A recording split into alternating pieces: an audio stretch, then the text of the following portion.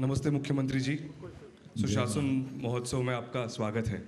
जी नमस्ते और हम जय जय महाकाल। मैं बाबा महाकाल की नगरी से आता हूँ। आप यहाँ बैठे सभी लोगों जय महाकाल। जय महाकाल। सर, आप सुशासन महोत्सव में आए हैं और सुशासन महोत्सव का ये आज का पहला दिन है और ये पहला संवाद हो रहा है।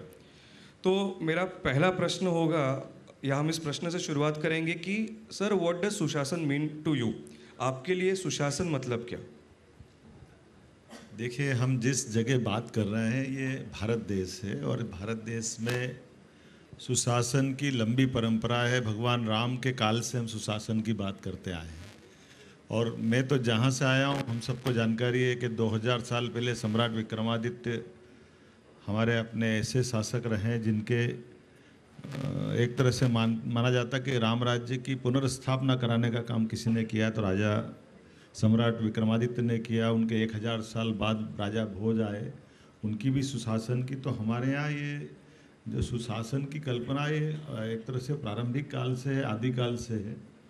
और ऐसे में यशस्वी प्रधानमंत्री ने अगर सुशासन की बात कही, और मैं महालगी के सभी संस्थान के पदाधिकारियों को बधाई देना चाहूँगा जिन्होंने लोकतंत्र को एक तरह से ये अमृत का काम किया। मैं एक तरह से कुंभ की नगरी से भी आता हूँ। हमारे यहाँ तो प्रत्येक 12 साल में एक बार माना जाता है कि हमारे अपने उज्जैन में अमृत बरसा था। तो आज के इस दौर में सुशासन की इन व्यवस्थाओं को चलाने के लिए महालगे के माध्यम से ये जो मंच मुझे मिला है, मैं उसका धन्यवाद देता हूँ।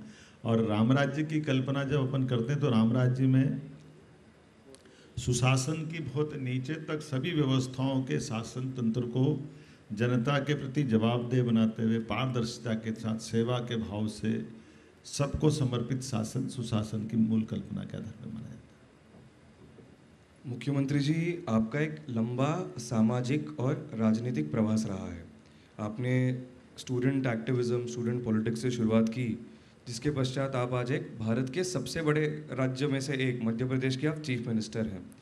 तो इस प्रवास के कुछ आप महत्वपूर्ण क्षण हमसे शेयर कर सकेंगे तो बहुत अच्छा होगा। जरूर, मैं इस बात के लिए अपने संगठन या विचार परिवार का धन्यवाद अदा करना चाहूँगा। और हम तो कार्यकर्ता भाव से काम करने वाले व्यक्ति हैं। जैसे गंगा जी का जल बहता रहता है, वो जल नदी के साथ भी रहता है, कहीं घड़े में आ जाए, लोटे में आ जाए, कलश में आ जाए, वो जल ही रहेगा। तो उसी भाव से हम तो काम करने वाले लोग हैं, जो जैसी जवाबदारी दे दे उसी जवाबदारी को निर्वाह करते हुए अपने उस विनम्र भाव से लगातार काम करते रहना, यही हमारी आदत है।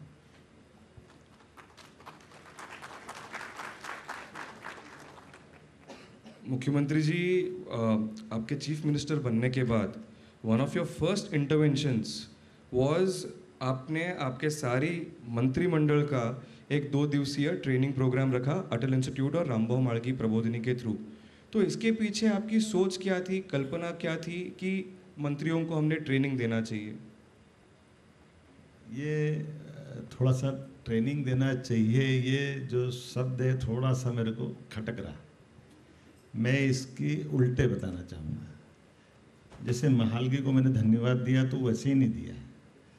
ये हमारे लोकतंत्र की खूबसूरती है कि हम अपनी सरकार बनाते हैं। सरकार बनाने के साथ सरकार के बहुत सारे विभाग है, निगम है, मंडल है, आयोग है, इनके विभिन्न अलग अलग प्रकार की जो स्टेट गवर्नमेंट बनेगी, सेंट्रल गवर्नमेंट बनेगी या स्थानीय निकाय रहते हैं, वो अपनी इस लोकतंत्र की खूबसूरती से उठा करके किसी को भी अध्यक्ष, उपाध्यक्ष, डायरेक्टर ऐसी जवाबदारी देते हैं।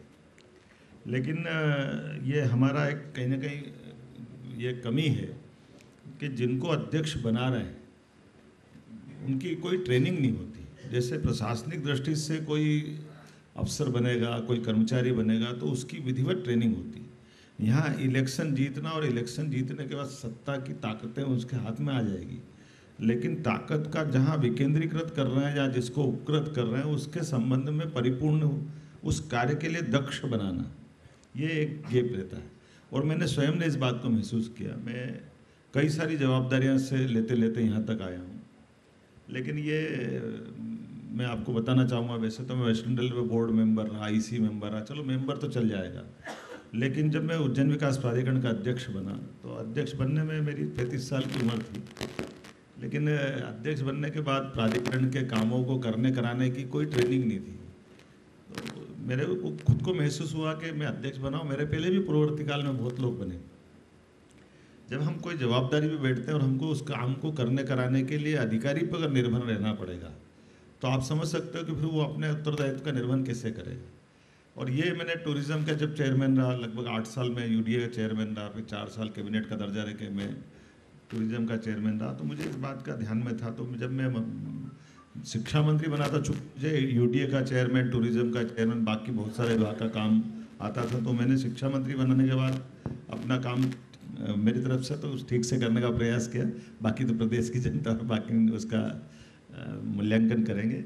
लेकिन ये ध्यान में आया था कि मैं मंत्री भी बना तो सीधे बना और सीधा मंत्री। एक बात संयोग ऐसा रहा कि हम कोविड के दौर से निकले, और कोविड के दौर में निकलने पे मुझे इस बात का गर्व है, विद्यार्थी परिषद की जो मूल हमारे अंदर का एक तरह से वो जो भाव भी है कि परिषद हमारे को इन सारे कामों के साथ अपने उत्तरदायित्व के प्रति जागरूक रहने का एक संदेश भी देती है। कि जब कोविड का समय आया और कहा गया कि कई सारे राज्यों ने डिक्लेयर कर दिया कि हम परीक्षा नहीं लेंगे और जनरल प्रमोशन दे देंगे। अब ये जनरल प्रमोशन के कष्ट हम पुराने अर्जुन सिंह जी जब हमारे मुख्यमंत्री थे उस काल से जानते थे कि जीपी लिखा अगर मार्कशीट में होगा तो वो मार्कशीट किसी के क्या काम आएगी। तो हमने भी निश्चय किया कि भाई भले कोविड का काल है, अगर परीक्षा में जीपी लिखा रहेगा तो विद्यार्थी परिषद सहित सभी सात संगठनों से बात की, वो भी इस बात के सहमत थे। तो हमने कहा भाई ओपन बुक परीक्षा प्रणाली लगाएं, भले ही हम कापियाँ घर पहुँचा दें, लिखने के लिए बच्चे को उसकी आदत होना चाहिए। और मुझे इस बात की प्रसन्नता कि जब हमने अपनी उस शिक्षा नीति में ये बात का भी ध्यान रखा कि नई शिक्षा नीति मध्य प्रदेश में लगना चाहिए, लेकिन परीक्षा होना चाहिए और परीक्षा भले ही घर बैठ करके ओपन बुक परीक्षा प्रणाली से दे। तो मैंने आपको बताने का इतना ही प्रयास किया कि ये जो आपको थोड़ा सा अनुभव होता है, जानकारी होती, तो शुरुआत में अधिकारियों ने कहा सब ये कैसे संभव है और फिर उस परीक्षा का क्या महत्व है।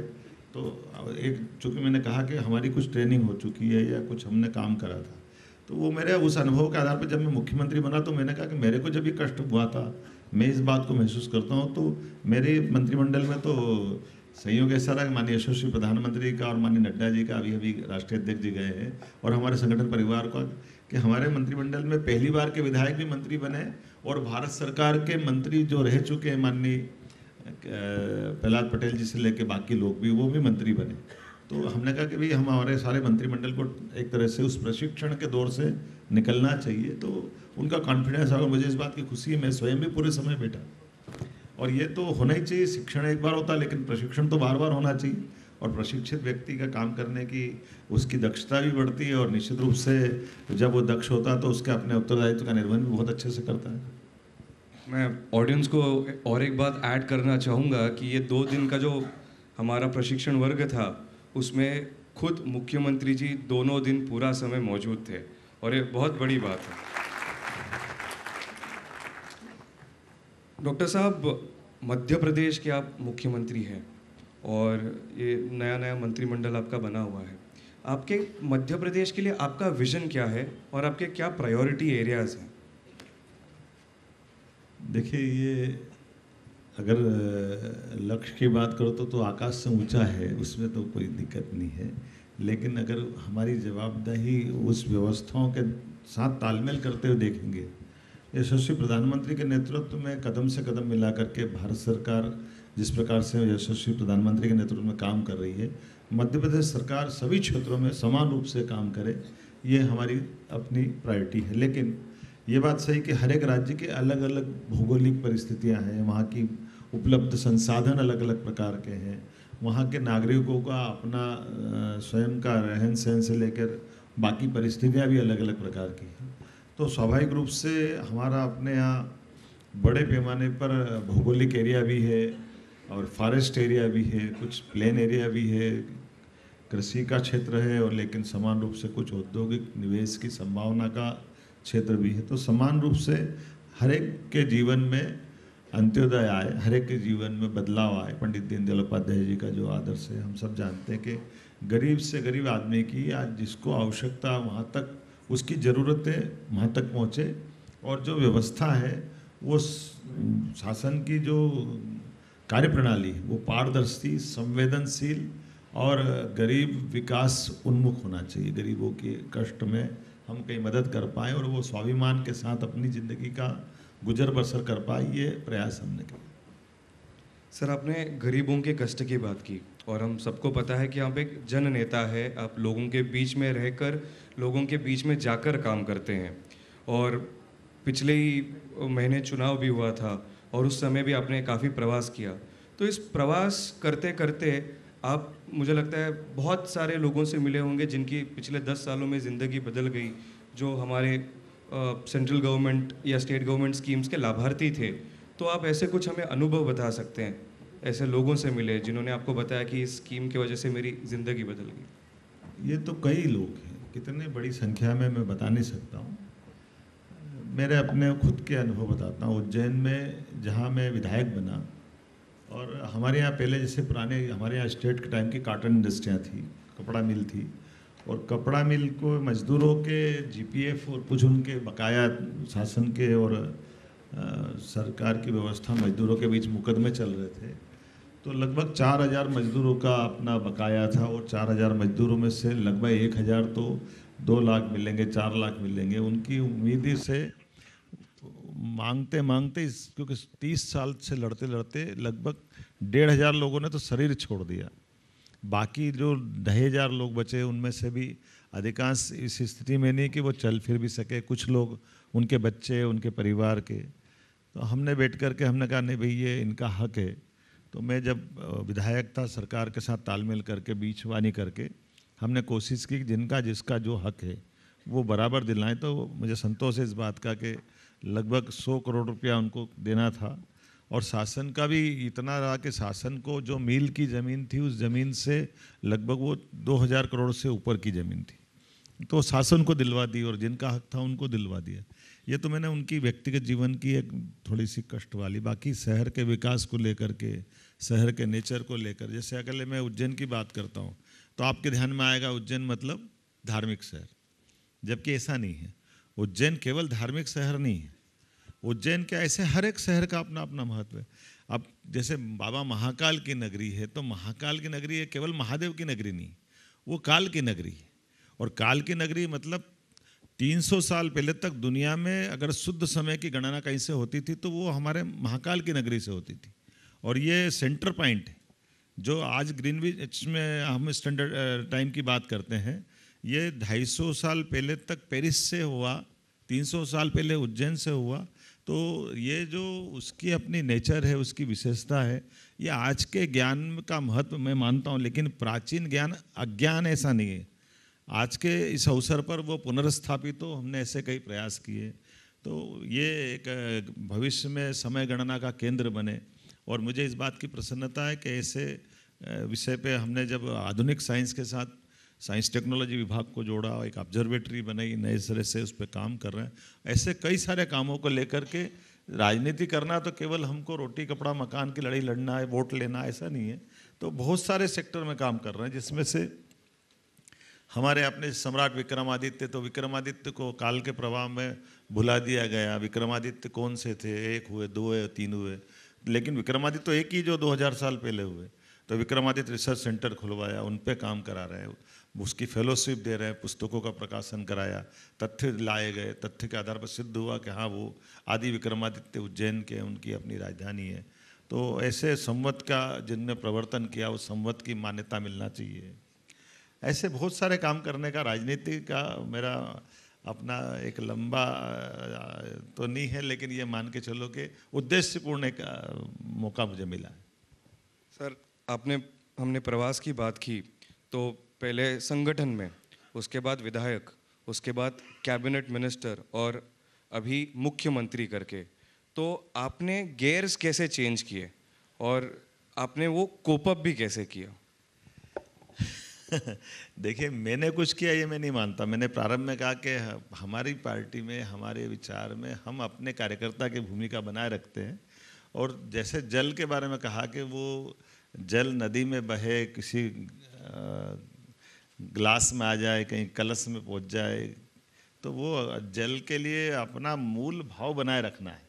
बाकी तो ये सब जवाबदारी आएगी जाएगी, और हम में से कई सारे ऐसे सुयोग्य लोग हैं जिनको ये सब नहीं मिला, तो उनने अपनी ज़िंदगी का लेकिन वो मार्गदर्शक के रूप में भूमिका अदा कर रहे हैं। तो मुझे इस बात का गर्व है कि मैं ऐसी पार्टी में हूँ जहाँ प्रत्येक कार्यकर्ता का ध्यान रखा जाता है। एक सामान्य कार्यकर्ता भी कार्यकर्ता बन के मुख्यमंत्री तक पहुँच सकता है। ये उदाहरण अगर कहीं मिलता तो भारतीय जनता पार्टी में मिलता। सर, हमारे देश में इस समय गुड गवर्नेंस में अगर सबसे बड़े कोई मैस्कट है या आइकन है, वो प्रधानमंत्री नरेंद्र मोदी जी हैं।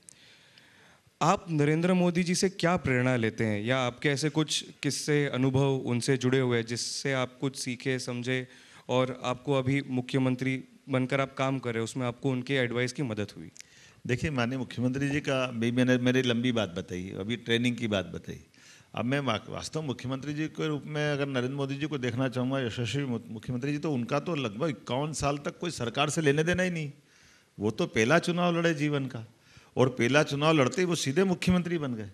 तो मुख्यमंत्री बनने के बाद उनके सामने कितनी चुनौती थी, क्योंकि मैंने कहा कि हमारी तो ट्रेनिंग की बात करा रहा है, या मैं विभिन्न विभागों का काम करते करते आया, तो वाकई वो आदर्श है। और उन्होंने अपने रहते रहते आज गुजरात के जो एक मॉडल गुजरात का बना है पूरे देश और दुनिया के सामने, वो वाकई में उनके, और केवल उनका व्यक्तिगत जीवन भी एज ए मुख्यमंत्री रहते रहते भी उनने कितने प्रकार के कामों को गति दी है, अपने आप को एक तरह से शासन के उस नए रोल में ला करके एक आदर्श मुख्यमंत्री के रूप में, और न केवल मुख्यमंत्री के रूप में बल्कि आप वर्तमान में प्रधानमंत्री के रूप में हम देखें तो किसी विषय पर, किसी व्यवस्थाओं को चलाने के लिए, सुशासन की स्थापना करने के लिए, और शासन के लीडर का काम, मुख्यमंत्री का, मंत्री का काम आमतौर पे कड़े फैसले लेने से, कोई भी सरकार का मुखिया बने या मंत्री बने वो सब बचते हैं, भागते हैं। लेकिन मुझे इस बात का गर्व होता है कि मैं खुद इस बात का, आप बताइए, नोटबंदी की बात करने के लिए कोई प्रधानमंत्री कभी आ सकता है मंच पे और अपने आप में अनाउंस करेगा कि मैं नोटबंदी की घोषणा करता हूँ? ये जब मैंने सुना तो मेरे को उस समय लगा कि मेरी ज़मीन खसक गई कि माननीय क्या कह रहे हैं, ये क्या होगा। वो केवल कल्पना करें, नोटबंदी छोड़ो, तालाबंदी की घोषणा कर रहे हैं। अरे और कोई प्रधानमंत्री हो तो वो अपने किसी सीएस से घोषणा कराए, और कई बार डांटते हुए नजर आए, नकली लड़ाई लड़े कि भैया ये तू कैसा मत कर, ये नहीं होगा, और वो ऐसे, क्योंकि इससे चीज़ों के आगामी दृष्टि से कितने कष्ट के भयावह परिणाम आ सकते हैं उसकी कल्पना करना मुश्किल। लेकिन हम जानते कि ऐसी बीमारी कोविड की थी जिसका, बीमारी के कीटाणु का, जीवाणु का, बात की दवा का, पूरे भारत की विविधता का, स्वास्थ्य सेवाओं का कहीं अता पता नहीं था। लेकिन केवल एकमात्र आत्मविश्वास था मोदी जी का कि हाँ आज नहीं है लेकिन कल मेरे देशवासियों को मैं सुरक्षित कर लूँगा, मैं अपने इस प्रधानमंत्री के उत्तरदायित्व का ठीक से निर्वहन करूँगा। और परमात्मा ने उनको यश दिया कि न केवल कोविड नियंत्रण हुआ बल्कि दवाई भी उनने अपने देशवासियों के लिए उपलब्ध कराई, जिसका टीका लगा, और देश तो क्या दुनिया में मान बढ़ा, जिसके आधार पर भारत को एक अलग पहचान मिली। ये केवल मोदी जी के अपने काम करने का तरीका है। सर, ऑडियंस में अगर आप एक बार ऐसे देख लें तो अधिकतर लोग 70-80% या उससे भी ज़्यादा यूथ हैं। तो आपके अनुभव से आप उनको क्या मार्गदर्शन करना चाहेंगे? They are youngsters who are interested in good governance and public policy. मुझे इस बात की प्रसन्नता कि ऐसे विषय में इतने युवाओं की रुचि, ये भी बहुत बड़ी बात है, और वो ये सुन के निश्चित रूप से इस लोकतंत्र को गौरवान्वित करेंगे। जहां मैं आज बैठा हूं, माननीय मोदी जी बैठे, कल वो बैठेंगे, मेरी शुभकामना है। Sir, coming back to Madhya Pradesh and आपकी सरकार, अगर आपके गवर्नमेंट के, नए गवर्नमेंट के, अगर 1, 2, 3 ऐसे आपने अगर हाइलाइट्स बताना चाहेंगे तो आप क्या बताएंगे? मेरे को अभी 2 महीने भी पूरे नहीं हुए हैं योजना में जो है, पाइपलाइन में जो है मैं बता सकता हूं, लेकिन ये बात सही है,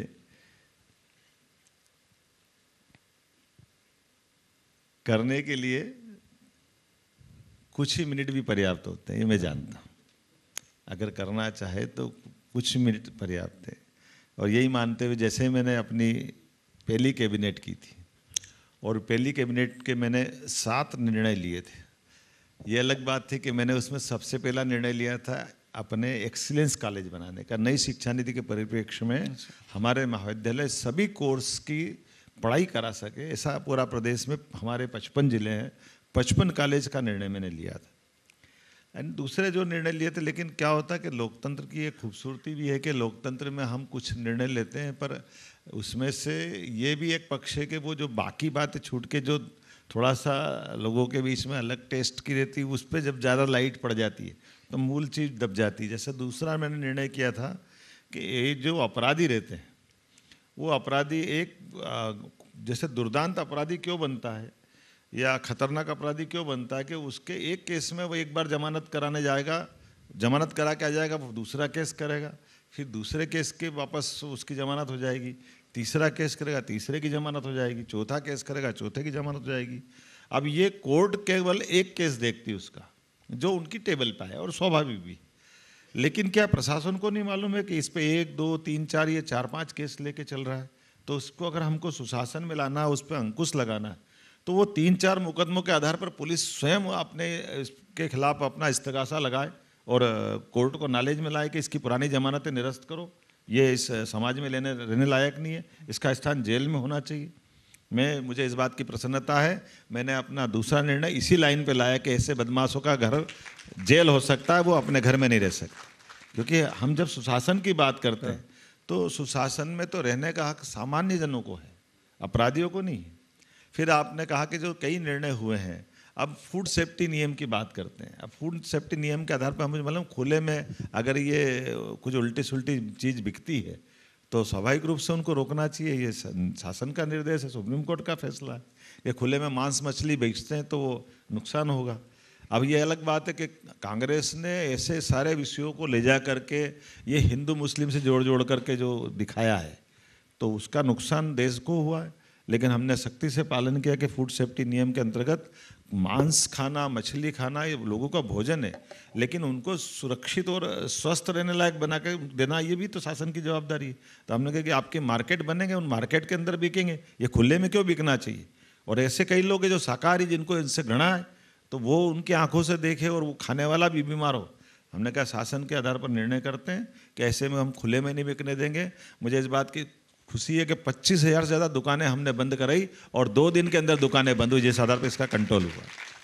एक कोलाहल अधिनियम हम सब जानते हैं, कोलाहल का अपना शासन का एक प्रदूषण विभाग का निर्णय है और उस निर्णय के आधार पर आपके यहाँ तो दिल्ली, बम्बई में सबसे पहले हमारे एक बहुत अच्छे गायक ने इस विषय को उठाया था, सोनू निगम ने, बड़ा बवाल मचा था। तो कानून सबके लिए, क्या हिंदू क्या मुस्लिम, तो हमने कहा कोलाहल अधिनियम का हम सख्ती से पालन कराएंगे। और मुझे इस बात की खुशी है कि 32,000 से ज़्यादा माइक हमने जब्त करके जमा कराए कि भाई ये कोलाहल अधिनियम नहीं लगेगा, कोलाहल अधिनियम लगेगा और ये कोलाहल नहीं होगा। और जिनको इसमें व्यवसाय, जैसे कोई डीजे वाले थे, वो मेरे पास आए कि भैया हमारा रोज़गार का क्या होगा, परेशानी आएगी। हमने कहा आपको दूसरा रोज़गार दिला देंगे। हम जानते हैं कि डीजे की आवाज़ और उसका वाइब्रेशन कैसे कष्ट देता है, और धीरे धीरे अगर इस पर हम कंट्रोल नहीं करेंगे तो आगे क्या होगा। और इसके आधार पर हम सब जानते हैं कि पहले बहुत सुमधुर ध्वनि में बैंड बजते थे, बाकी शहनाई बजती थी, धीरे धीरे डीजे के चलन से वो आउट हो गए। तो हमने ये निर्णय किया कि डीजे नहीं चलेंगे, भले कुछ भी हो जाए, और इस प्रकार का ये ध्वनि प्रदूषण भी नहीं होने देंगे, और उसका सख्ती से पालन कराया, वो दिखे भी सही सामने। सर मैंने प्रायोरिटीज़ तो आपके लिख लिए, education, law and order, health, employment, environment. So sir आखिरी प्रश्न मैं पूछना चाहूँगा कि मुख्यमंत्री बनने के बाद आपको ये सारे निर्णय जो आपने लिए, अब उसको एग्जीक्यूट करने के लिए एग्जीक्यूटिव को भी साथ में लेना पड़ता है, ब्यूरोक्रेट्स बाबुओं को। तो आप ये कैसे कोऑर्डिनेशन करके आप करते हैं कि ये सक्सेसफुली एग्जीक्यूट हो जाए? देखिए, आप शुद्ध अंतःकरण से बगैर भेदभाव के आप अगर मुख्यमंत्री के रूप में बैठते हैं और हम अगर निर्णय लेते हैं तो निर्णय के पालन करने के लिए जवाबदेही के आधार पर आप निगाह दौड़ाएंगे तो कोई ब्यूरोक्रेसी ऐसी नहीं जो आपका कहना नहीं मानेगी। लेकिन जहाँ आप पक्षपात करेंगे, जहाँ आप राग द्वेष करेंगे, जहाँ आप आपकी निगाह में दूसरा भाव लाओगे तो आप फेल हो जाओगे। और मुझे इस बात की खुशी है कि जब मैं निर्णय करता हूँ तो जवाबदेही में आपको मैं उदाहरण देना चाहता हूँ। एक कलेक्टर साहब बैठक ले रहे हैं, ट्रकों के ड्राइवरों ने हड़ताल कर दी। अब हड़ताल करने में चूँकि स्वाभाविक रूप से जो ड्राइवर बैठेंगे सामने, तो ड्राइवर की अपनी भाषा, उनका व्यवहार, लेकिन कोई ऐसी बात तो नहीं होगी। अब ड्राइवर ने कुछ कहा होगा, जो भी बोला होगा, तो कलेक्टर साहब ने कहा तेरी औकात क्या है, और ये वीडियो हुआ, सबके सामने वायरल हुआ, तो उसने कहा कि साहब हमारी औकात क्या, इसी बात की तो लड़ाई है, आप हमको कुछ मानते ही नहीं हो। तो वो जो ड्राइवर ने जवाब दिया वो तो अपनी जगह है, लेकिन किसी गरीब आदमी का, किसी ड्राइवर का अपमान करने देना, और तुम IAS हो इसलिए अपमान करने देंगे, मैं तो ऐसा बर्दाश्त नहीं करता हूँ। इसलिए हमने कहा भैया तुम अपने घर जाओ, पहले बाद में बात करेंगे, ये मेरे सरकार में नहीं चलेगा।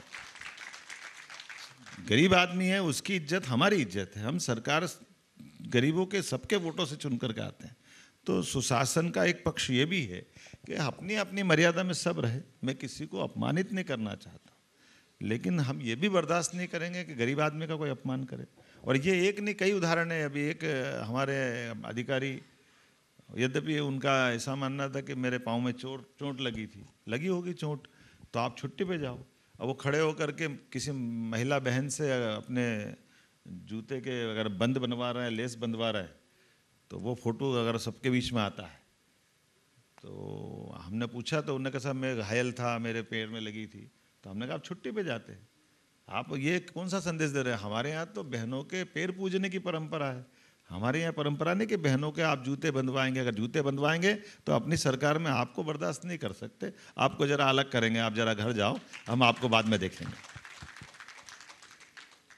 मुख्यमंत्री जी, ये संवाद मुझे तो बहुत अच्छा लग रहा है और ध्यान में भी आ रहा है कि लोगों को भी अच्छा लग रहा है, लेकिन समय की मर्यादा है और हमें ये संवाद यहाँ पे समाप्त करना पड़ेगा। मैं आपको बहुत बहुत धन्यवाद करता हूँ कि आपने हमारे लिए समय निकाला, और बहुत सारी शुभकामनाएं भी देता हूँ आपके कार्यकाल के लिए। बहुत बहुत धन्यवाद। आपका भी बहुत बहुत धन्यवाद। मुझे अच्छा लगा कि आपने हमको मौका दिया, और मध्य प्रदेश के एक मुख्यमंत्री होने के नाते से मुझे एक बार फिर महालगी, रामभाऊ महालगी सुशासन संस्थान का इस सुशासन महोत्सव में मैं आपका आभार मानता हूँ। मौका देने के लिए बहुत बहुत धन्यवाद।